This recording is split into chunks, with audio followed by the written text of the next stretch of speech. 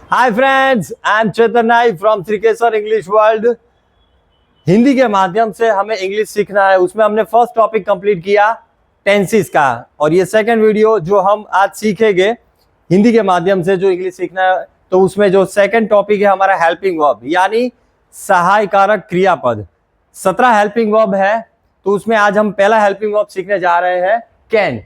Can क्या दर्शाता है? तो कैन एबिलिटी दर्शाता है, दैट मीन शक्ति, क्षमता और ताकत। एग्जाम्पल के द्वारा भी हम चेक करते हैं।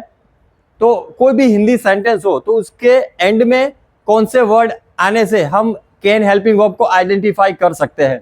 तो पॉजिटिव और नेगेटिव दो सेंटेंस हो सकते हैं, तो उसमें हो सकता है, हो सकता नहीं है। आप ये जो येलो पोर्शन देख रहे हैं, दैट मीन्स हिंदी वाक्य में सकता है, सकता नहीं है, तो वो हेल्पिंग वर्ब कैन का है। एग्जाम्पल के माध्यम से उसको हम चेक करते हैं। राम केसर को मना सकता है, राम केसर को मना सकता नहीं है। दैट मीन्स आप ये देख सकते हैं कि सकता है, सकता नहीं है, दैट मीन्स ये दोनों सेम हो गए, तो ये हेल्पिंग वर्ब कैन का हो गया है। दूसरे एग्जाम्पल हम देखते हैं। मैं इंग्लिश बोल सकता हूं, मैं इंग्लिश बोल सकता नहीं हूं, तो ये हेल्पिंग वर्ब कैन का हो सकता है। फिर मैं ड्राइविंग कर सकता हूं, मैं ड्राइविंग कर सकता नहीं हूं। मैं ऑनलाइन पढ़ाई कर सकता हूं, मैं ऑनलाइन पढ़ाई नहीं कर सकता हूं। तो ये वीडियो को पॉज कीजिए, इसके एग्जाम्पल 5 या 10 बनाइए, बाद में आगे का हेल्पिंग वर्ब में आप जंप कीजिए। अब हम सेकंड हेल्पिंग वर्ब की ओर आगे बढ़ रहे हैं, कुड। तो कुड इधर लिखा हुआ है, आप देख सकते हैं my dear friends. Past of can यानी कैन का पास्ट क्या हो जाता है? कुड हो सकता है, कुड हो जाता है। सका, शकी, शके, ऐसे वर्ड देख के हम उसको आइडेंटिफाई कर सकते हैं।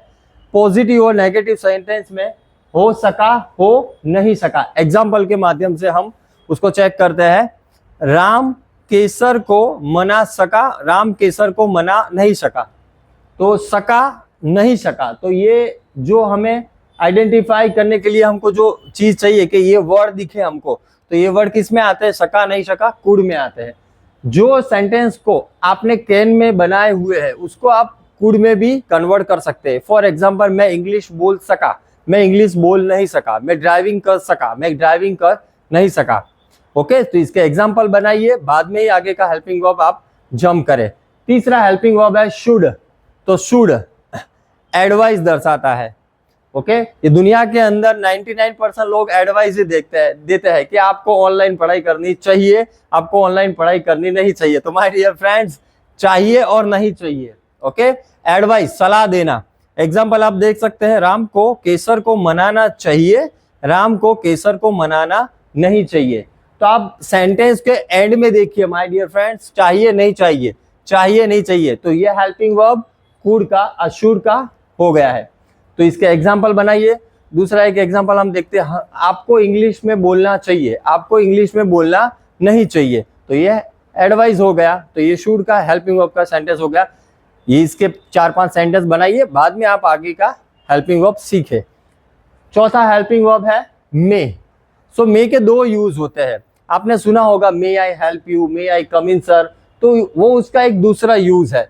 यहाँ पे हम इसका यूज हेल्पिंग वर्ब के लिए कर रहे हैं। सो इसके सेंटेंस के अंदर, हिंदी सेंटेंस के अंदर क्या आएगा? तो शायद होगा, शायद नहीं होगा। यानी शायद वर्ड आपको हिंदी सेंटेंस में दिखाई दे तो आपको पता चल जाना चाहिए कि ये मे का हो सकता है। तो शायद होगा, शायद नहीं होगा, ये पॉसिबिलिटी दर्शाता है, शक्यता। ओके, होने की संभावना दर्शाता है। सेंटेंस में आप देख सकते हैं, शायद राम ने केसर को मनाया, शायद राम ने केसर को नहीं मनाया। ओके, तो माय डियर फ्रेंड्स, ये शायद और गा, ये दो इंडिकेटर है मे हेल्पिंग वर्ब को आइडेंटिफाई करने के लिए। इसके एग्जाम्पल बनाए, बाद में आगे का हेल्पिंग वर्ब आप जंप करें। सो इसका दूसरा भी एग्जाम्पल आप बना सकते हैं, शायद बारिश होगी, शायद बारिश नहीं होगी, शायद मैं आपके घर आऊंगा, शायद मैं आपके घर नहीं आऊंगा। तो ये मे का सेंटेंस आप इसमें बना सकते हैं। आगे का हेल्पिंग वर्ब है मस्ट। सो मस्ट ऑर्डर दर्शाता है। हमने आगे एक हेल्पिंग वर्ब सीखा शुड। ओके, तो उसमें क्या आया था? चाहिए नहीं चाहिए। सो मस्ट के अंदर क्या आता है? करना ही चाहिए, करना ही नहीं चाहिए। सो माय डियर फ्रेंड, इसमें ये ही वर्ड है, ये ऐड हो जाता है, ही।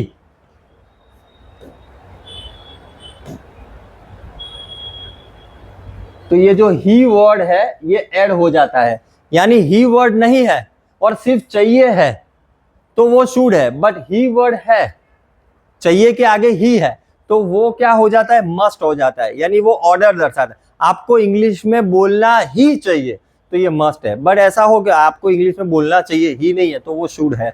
ओके, सो इसके एग्जांपल बनाइए, बाद में ही आगे का हेल्पिंग वर्ब आप जंप कीजिए। ओके, सो आगे का हेल्पिंग वर्ब अभी आता है वुड। वुड माना 100% श्योरिटी इन फ्यूचर, यानी उसके पॉजिटिव सेंटेंस को आप देख सकते हैं कि पॉजिटिव सेंटेंस या नेगेटिव सेंटेंस होगा ही नहीं। एग्जाम्पल के माध्यम से हम उसको चेक करते हैं। राम केसर को मनाएगा ही, राम केसर को मनाएगा ही नहीं, नेगेटिव। तो ही होगा, यानी गा और ही के ऊपर आपको इंडिकेट करना है। ओके, और होगा ही नहीं। 100% मैं इंग्लिश में बोलूंगा ही, मैं इंग्लिश में बोलूंगा ही नहीं। मैं ड्राइविंग करूंगा ही, मैं ड्राइविंग करूंगा ही नहीं। तो ऐसे सेंटेंस 4-5 आप बनाए, बाद में आगे का हेल्पिंग वर्ब आप जंप कीजिए। ओके, सो आगे का हेल्पिंग वर्ब हम सीखते हैं 7वां नंबर का लेट। सो लेट वो परमिशन यूज करने के लिए लेट का यूज किया जाता है, इजाजत देना, यानी करने दो या दीजिए, करने न दो या करने न दीजिए। ओके, तो दो न दो। एग्जाम्पल के माध्यम से हम उसको चेक करते हैं। सो राम को केसर को मनाने दो, राम को केसर को मनाने न दो। ओके, सो मुझे इंग्लिश में बोलने दो, मुझे इंग्लिश में बोलने न दो। मुझे ड्राइविंग करने दो, मुझे ड्राइविंग करने न दो। ओके, सो ऐसे एग्जाम्पल 4-5 आप बनाए, बाद में आगे का हेल्पिंग वर्ब के आप जंप कीजिए। तो ये लेट एग्जाम्पल था। सो माय डियर फ्रेंड्स, हाँ ये हमारी चैनल्स है श्री केसर इंग्लिश वर्ल्ड, इंस्टाग्राम में श्री केसर श्री_केसर_वर्ल्ड, फेसबुक में मेरे नाम से चेतन नाई के नाम से चैनल है। हम जूम के ऊपर भी लाइव करते हैं, ये मेरा व्हाट्सअप नंबर है।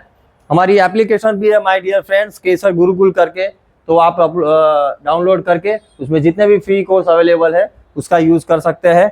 गूगल में हमारा पेज है श्री केसर वर्ल्ड करके, उसमें भी आप रिव्यू दे सकते हैं। और हमारी वेबसाइट है www.kesargurukul.com, उसमें भी आप बहुत सारी चीजें जान सकते हैं। सो हम आगे की ओर अभी हम बढ़ते हैं। 8वां हेल्पिंग वर्ब है लेट्स एंड लेटस।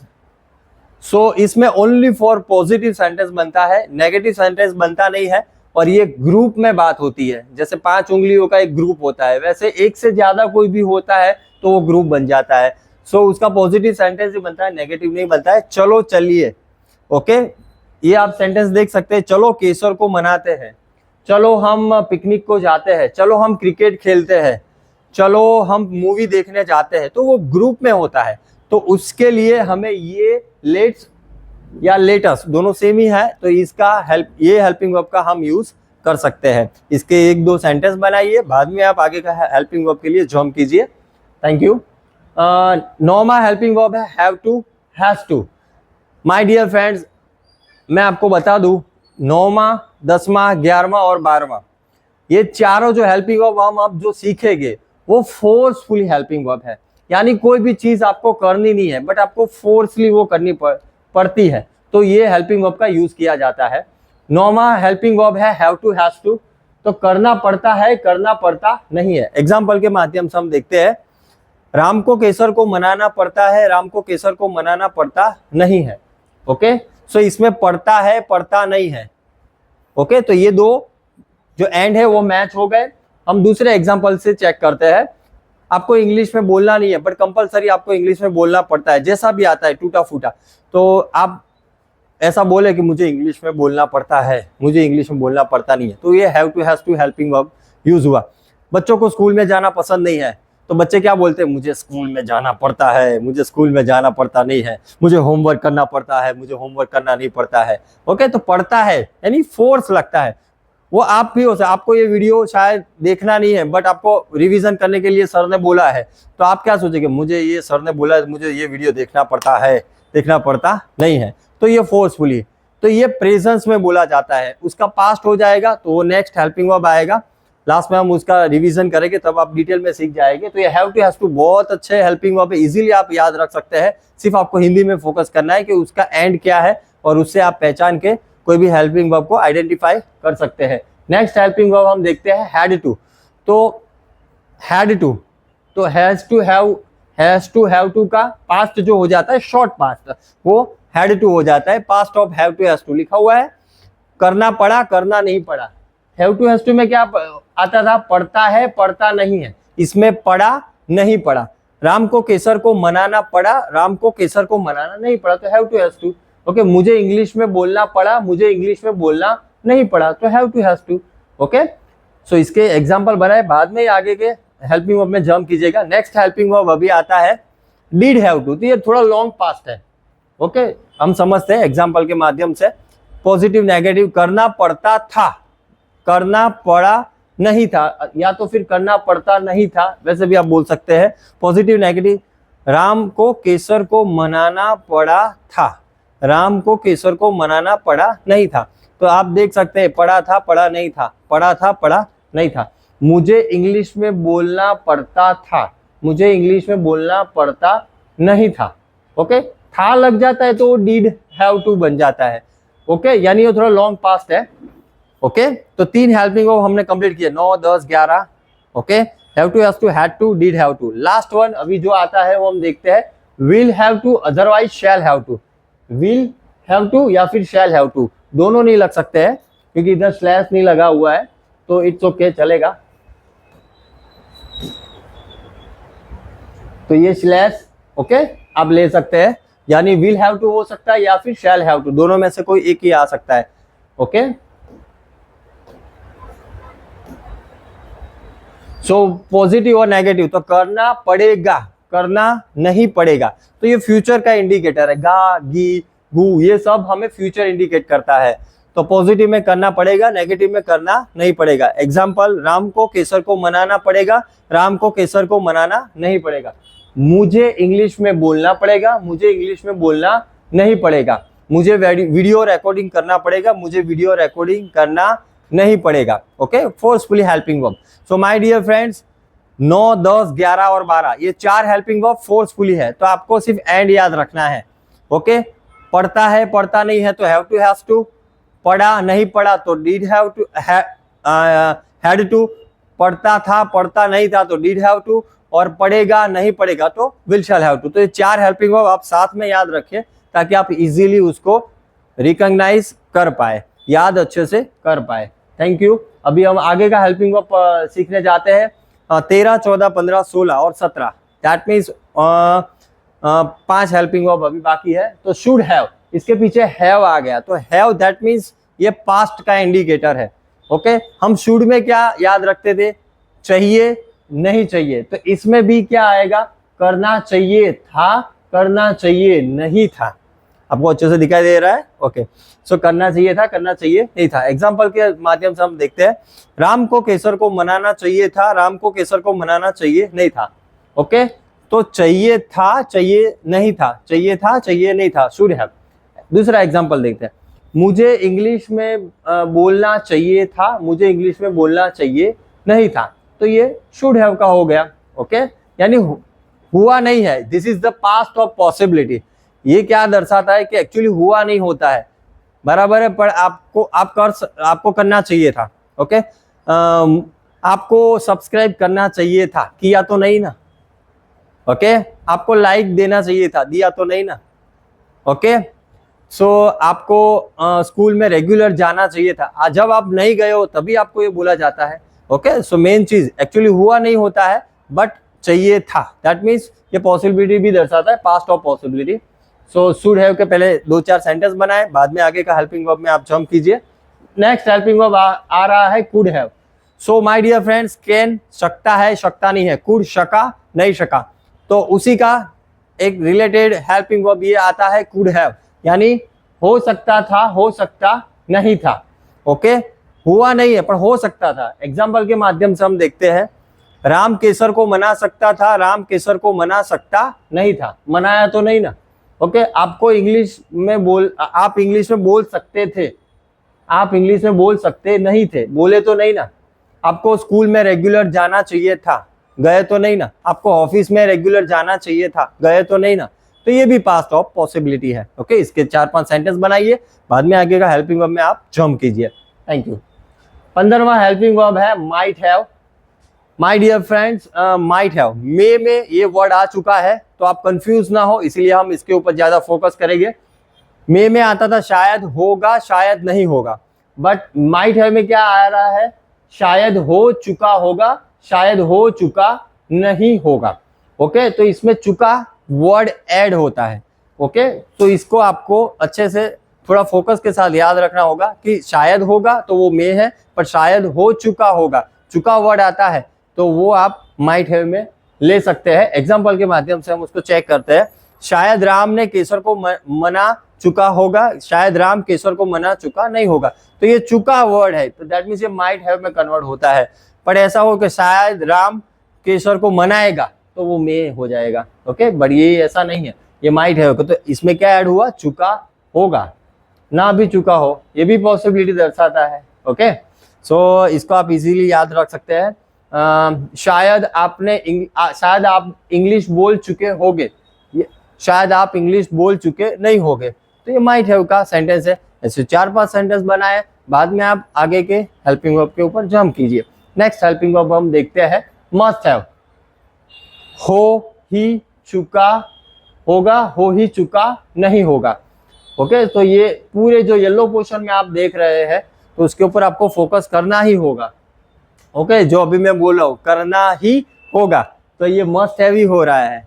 अभी जो मैं आपके साथ हिंदी में बात कर रहा हूँ कि ये आपको याद रखना ही होगा, तो ये मस्ट हैव ही हो जाता है। एग्जाम्पल के माध्यम से हम उसको देखते हैं। राम केसर को मना ही चुका होगा, राम केसर को मना ही चुका नहीं होगा।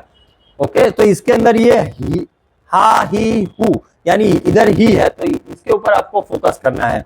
ओके ही चुका होगा तो वो क्या हो जाएगा, मस्ट हैव हो जाएगा। ओके इसके 4-5 सेंटेंस बनाए, बाद में अब आगे के हेल्पिंग वर्ब के ऊपर जंप कीजिए। Last one is would have. हो ही चुका होता था, हो ही चुका होता नहीं था।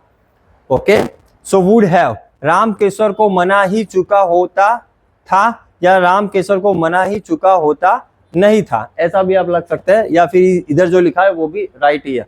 ओके आप इंग्लिश में बोल ही चुके होते थे, आप इंग्लिश में बोल ही चुके होते नहीं थे। ओके सो इधर भी आपको ही के ऊपर ध्यान रखना है, ही कंपलसरी आएगा। चुका वर्ड भी कई सेंटेंस में आता है, मोर देन 90% चुका वर्ड आता है, और लास्ट में था भी आ सकता है, था नहीं भी आ सकता है, but he is compulsory. Okay आप इसके सेंटेंस बनाए। ओके 1 से 17 के 4 या 5 या कोई भी एक सेंटेंस, आप सेंटेंस मत बदलिए। जैसे मैंने राम और केसर का 17 के 17 में एक ही सेंटेंस रखा है, क्यों, क्योंकि मैं इजीली उसके एंड को पकड़ पाऊँ और याद रखने में मुझे इजी रहे, उसके हिसाब से हमने सेंटेंस को नहीं बदला है। बट आप भी ऐसा ही करें, कोई एक सेंटेंस को 1 से 17 में कन्वर्ट करें। ओके मैं इंग्लिश में बोल सकता हूँ कैन से लेके, मैं इंग्लिश में बोल सकता नहीं हूँ बराबर, और वुड हैव तक वही सेंटेंस को आपको 17 के 17 हेल्पिंग वर्ब के अंदर डाइवर्ट करना है। ओके तो इजीली है, बहुत इजी है, but repetition is the key of success. यदि आपको ये वीडियो अच्छा लगा हो तो लाइक कीजिए, चैनल को सब्सक्राइब कीजिए। और मैंने आगे 1 से 17 हेल्पिंग वर्ब हम कंप्लीट कर चुके हैं, तो 1 से 17 हेल्पिंग वर्ब को हमको शॉर्ट में किस तरह से याद रखना, वो अब हम देखते हैं। सो 3 के पैरामीटर्स है जो हम देखेंगे। So my dear friends, can, could have, should have, must, may, might have, would. मैंने इसीलिए ये इसको साथ में रखा है, ये तीन, क्योंकि उसके रिलेटेड है इसके लिए। सो कैन के पीछे क्या आता है हिंदी में, सकता है, शकता नहीं है। कुड में क्या आता है, शका नहीं शका। कुड हैव में क्या आता है, शकता था, शकता नहीं था। और ये तीनों की तीन क्या दर्शाते हैं, एबिलिटी दर्शाते हैं my dear friends. Okay so आपको इसी तरह उसको याद रखने में आपको आसानी रहेगी। बाकी के 4, 5, 6 हेल्पिंग वर्ब, शुड हैव और मस्ट, तो उसके पीछे क्या आता है हिंदी में, चाहिए नहीं चाहिए। शुड हैव में क्या आता है, चाहिए था नहीं चाहिए था।